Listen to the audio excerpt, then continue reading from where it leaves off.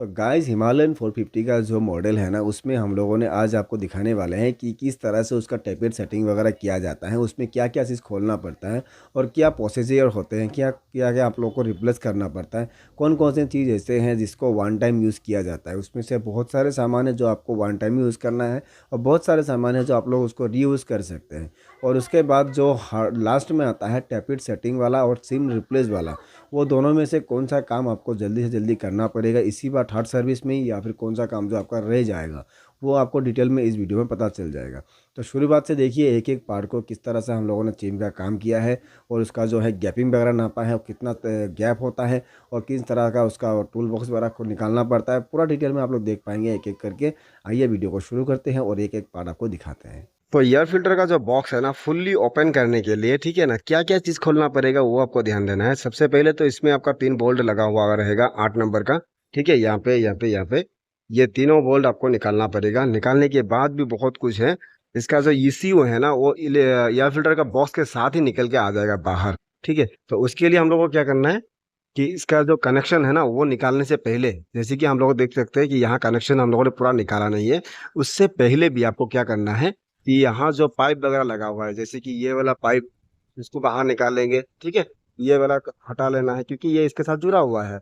उसके बाद जो हम लोग का कपलर आता है उसका जो कनेक्शन, जैसे कि फुल बैटरी का टर्मिनल, जैसे कि ये माइनस टर्मिनल, ठीक है, इसको आपको पहले निकाल लेना होगा। जब भी ईसीयू का कपलर खोलेंगे उससे पहले आपको ये वाला निकाल लेना होगा। निकालने के बाद ही आपको ईसीयू का कपलर बाहर निकालना है। ठीक है, नहीं तो क्या होगा, जो शॉर्ट सर्किट होने का चांस बहुत ज्यादा रहता है, इसीलिए आपको इसको निकाल लेना होगा। तो उसके बाद क्या होता है ना कि जो नीचे वाला आपका टोटल इंजन के साथ जुड़ा हुआ है रबर, ठीक है, ये वाला, इसमें एक बोल्ट लगा हुआ है 4 नंबर एल की। तो उसको भी लूज कर लेना है क्योंकि टोटल बॉडी आएगा, मतलब यहाँ से खुल के आएगा। यहाँ पे रिपीट मारा हुआ है, ठीक है ना, यहाँ पे, तो यहाँ से निकल के आएगा, तो इसको भी लूज करके रखना है। ठीक है, तब जाके पूरा असेंबली एक ही बार में बाहर आएगा। नहीं तो आप खिंचाखिंची करते रहेंगे ना तो टूटने का चांस बहुत ज्यादा रहता है। अगर कुछ भी टूट गया या फिर पॉकेट हो गया या फिर स्लिप हो गया, खा गया, तो आपको कहाँ मिलेगा। ठीक है ना, नया बाइक है, प्रीमियम बाइक है, तो इसीलिए हर एक चीज को बारीक से देखिए और ध्यान से कीजिएगा। ठीक है, तो इसको हम लोग बाहर निकालते हैं। निकालने के बाद आपको दिखाएंगे और एक चीज होता है, जो ये वाला यहाँ आपको दिख रहा होगा, ये कोने में ये वाला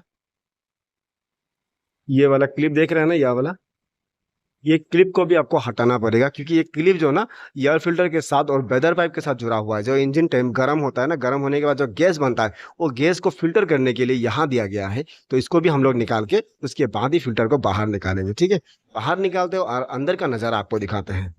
तो फाइनली इसको निकाल दिया बाहर में, तो निकालने का प्रोसेस भी आपको दिखा दिए थे। तो इसको निकालने के बाद भी ना नीचे में एक कपलर रहता है या फिर आइटम रहता है, जैसे कि ये इग्निशन कोयल। ठीक है, जो स्टार्टर कोयल है ना वो नीचे ही बैठा रहता है। तो इसको आपको निकालना नहीं है स्टार्टर कोयल को। ठीक है, इसका कपलर खोल देंगे ना तब भी ये बाहर आ जाएगा।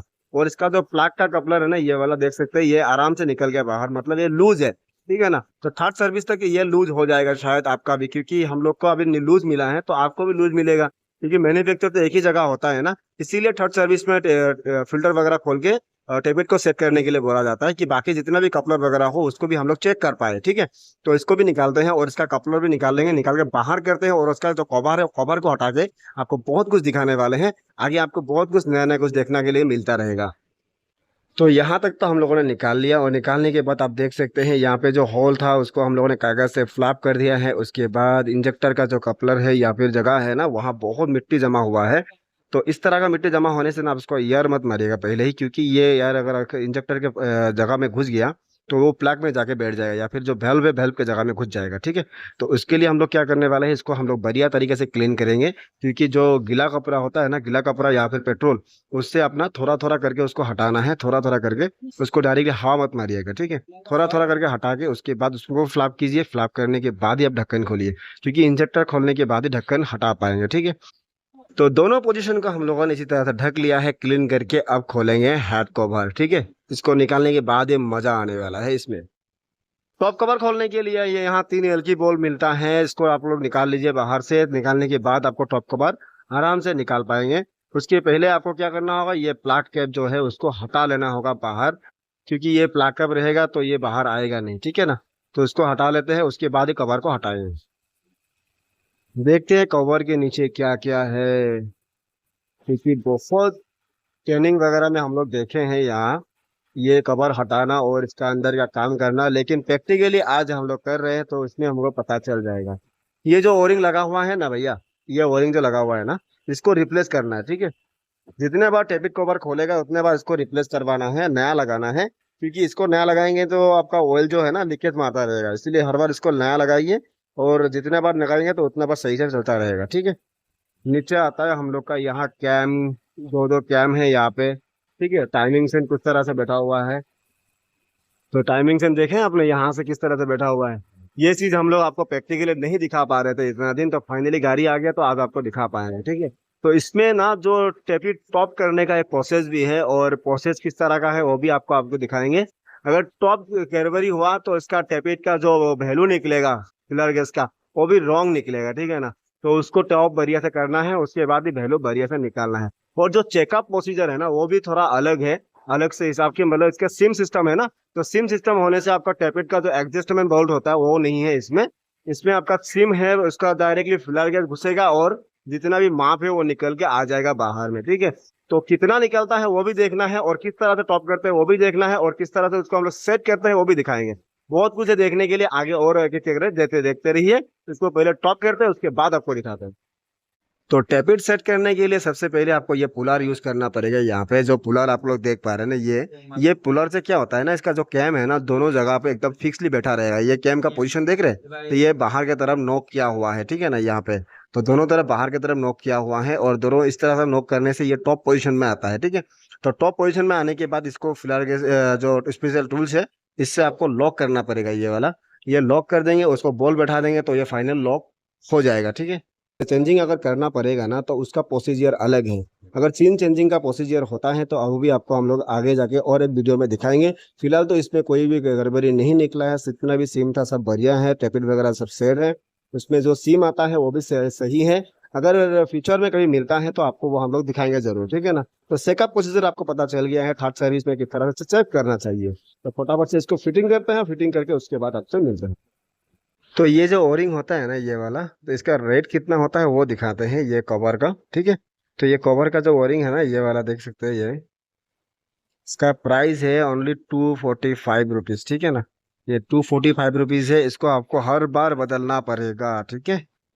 साथ में हम लोग क्या क्या रिप्लेस करते हैं वो भी आपको दिखाते जाएंगे, जैसे कि ये रबर भी हम लोगों ने रिप्लेस कर दिया, यहाँ पे नया लगा दिया इसको भी। तो ये सब भी आपको नया लगाना है, हर एक चीज को रिप्लेस करना होगा जितने भी रबर आइटम है, ठीक है। तो देखा आपने क्या क्या तरीके हमने यूज़ किया, उसमें किस तरह से उसको बाइक को एक एक पार्ट को निकाला बाहर की तरफ, और क्या क्या साउंड वगैरह जो है हम लोगों ने बहुत बढ़िया तरीके से उसको क्लीन करवा दिया है।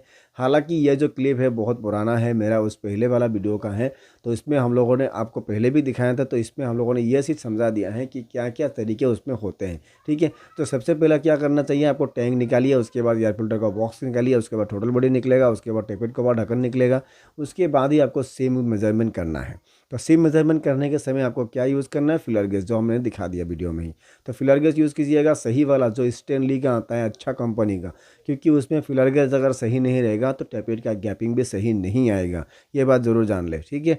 तो रिप्लेस करने वाला क्या क्या सामान था आपने देखा, जो होता है उसका ओरिंग वगैरह, गास्केट वगैरह वो रिप्लेस होता है।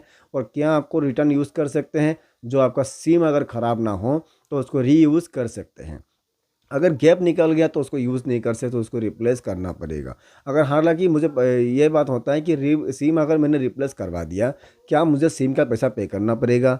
हाँ, आपका सिम का पैसा खुद से पे करना पड़ेगा, क्योंकि सिम जो है वो एक पार्ट्स की तरह आता है, ना उसका वारंटी रहता है, ना वो आपको फ्री में मिलेगा। सिम ज़्यादा नहीं होता, 200-300 रुपया का अंदर ही आता है सिम ये, ठीक है। कोई भी जो मैपिंग का जो उसका माप निकलेगा उसी के हिसाब से आपको सिम डालना पड़ेगा। उसके लिए आपको अवेलेबल हर डीलरशिप में होना चाहिए सिम, ठीक है। तो सिम आपको बिंदास डालना सही डाल पाएंगे। उसके बाद ज़्यादा कुछ नहीं, इंजन ऑयल डालिए और बाइक को रेडी करवा लीजिए। मुझे जितना तक पता है कि मैंने जो जो किया है अभी तक, तो जितने बाइकों का नॉइज़ था ना टैपिट का, सिम रिप्लेस करने के बाद नॉइज़ जो है बिल्कुल ख़त्म हो गया है। अभी तक कोई भी ऐसा कंप्लेंट रिटर्न नहीं आया है जो सिम बदलने के बाद भी अभी भी नॉइज़ आ रहा हो। लेकिन इंजन हीटिंग कंडीशन में थोड़ा बहुत नॉइज़ आता है, वो नॉर्मल होता है, उसमें कुछ भी इशू नहीं होता है, ठीक है। तो वीडियो कैसा लगा वो कमेंट करके ज़रूर बताइएगा। और इस तरह के कमेंट अगर जो आपको वीडियो देखे हैं इसमें अगर कुछ भी आपको कंप्लेंट लगता है तो उसका भी कमेंट कर दीजिए, मैं उसके ऊपर वीडियो बना दूंगा।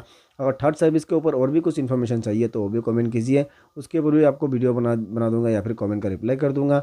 तो ये वीडियो कैसा लगा वो भी कमेंट कर दीजिएगा, और मिलते हैं आपसे एक नए वीडियो में नए टॉपिक के साथ। तब तक के लिए बाय बाय।